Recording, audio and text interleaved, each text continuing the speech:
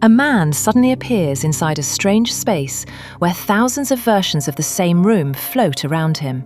He is not supposed to be alive because he just fell into a black hole. He reaches out and touches a glowing wall, and the wall reacts as if it already knows him. He tries to send a message through it, but the message is meant for someone in the past. Before understanding why this moment exists, we need to go back to when Earth was collapsing, NASA was hiding underground. The story takes place in the near future, when Earth has become unstable for farming. Dust storms occur often, crops fail, and resources decline every year. Technology has stopped advancing because most attention is on finding enough food. Governments have shut down many programs, including space agencies. A former NASA pilot named Cooper now works as a farmer. He lives with his daughter Murph, his son Tom, and his father-in-law. They grow corn because very few crops can survive the climate. Murph keeps telling Cooper that strange things happen in her room. Books fall from her shelf without anyone touching them. Cooper does not take it seriously. A large dust storm hits their farm one day. After it passes, Murph sees dust on her floor, forming a pattern. Cooper examines it and understands it is a binary code. The code points to geographical coordinates. Cooper and Murph drive to that location and find a hidden NASA facility. NASA still operates secretly because the public has no trust in large scientific projects anymore. Inside the facility, Cooper meets Professor Brand. NASA explains that Earth will soon become unlivable. The only long-term plan is to find a new planet for humans. A wormhole appeared near Saturn years ago. NASA believes someone placed it there intentionally. It leads to another galaxy with several planets that might support life. NASA sent astronauts through the wormhole earlier to check those planets. Now they want to send another mission to verify data and pick the right planet. Professor Brand tells Cooper that he is the best pilot they have and asks him to lead the mission. Cooper hesitates because it means leaving his children, but he understands the mission can save humanity. Murph becomes upset and refuses to talk to him. Cooper leaves for the mission anyway. The team consists of Cooper, Amelia Brand, Romilly, Doyle, and 2 robots named TARS and CASE. The spacecraft travels towards Saturn and enters the wormhole. Passing through the wormhole distorts space around them.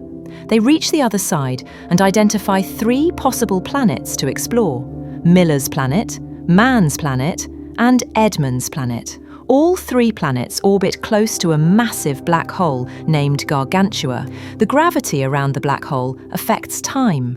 1 hour near the black hole equals many years on Earth. They visit Miller's planet first. It is covered with shallow water. While exploring, they see giant waves approaching them. Doyle dies in the wave. Cooper and Amelia escape and return to their spacecraft.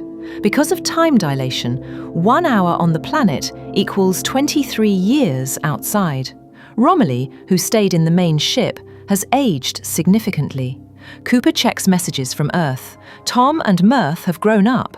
Murph sends many messages showing that decades have passed. Meanwhile on Earth, Murph now works with Professor Brand at NASA. She learns that Brand never had the complete data needed to solve the gravity equation required to lift large human colonies off Earth. Murph understands that Brand always knew he could not complete the equation with the information available. Murph continues working on the problem. Back in space, the team now has limited fuel. They decide to check Mann's planet next. Mann was a respected astronaut who sent positive data about his planet earlier. They find Mann in cryosleep and wake him. Mann claims the planet is habitable, but soon the team discovers Mann lied. The planet is frozen and cannot support life. Mann faked the data so NASA would rescue him. Cooper plans to leave Mann, but Mann attacks him and escapes toward the spacecraft. Mann tries docking the lander to the main ship without following correct procedures. This causes an explosion that kills Mann and damages the ship. Cooper performs a risky maneuver to dock properly with the spinning craft to regain control. On Earth, Murph becomes sure that the key to solving the gravity equation lies inside the black hole. Without data from the singularity, the equation remains unsolved. Murph believes the solution must somehow come from the mission. After man's failed planet, the team has only one remaining option: Edmund's planet, but they don't have enough fuel to reach it.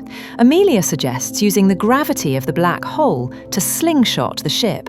Cooper agrees.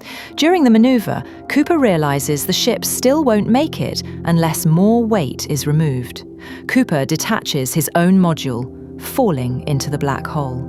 This allows Amelia to continue toward Edmund's planet.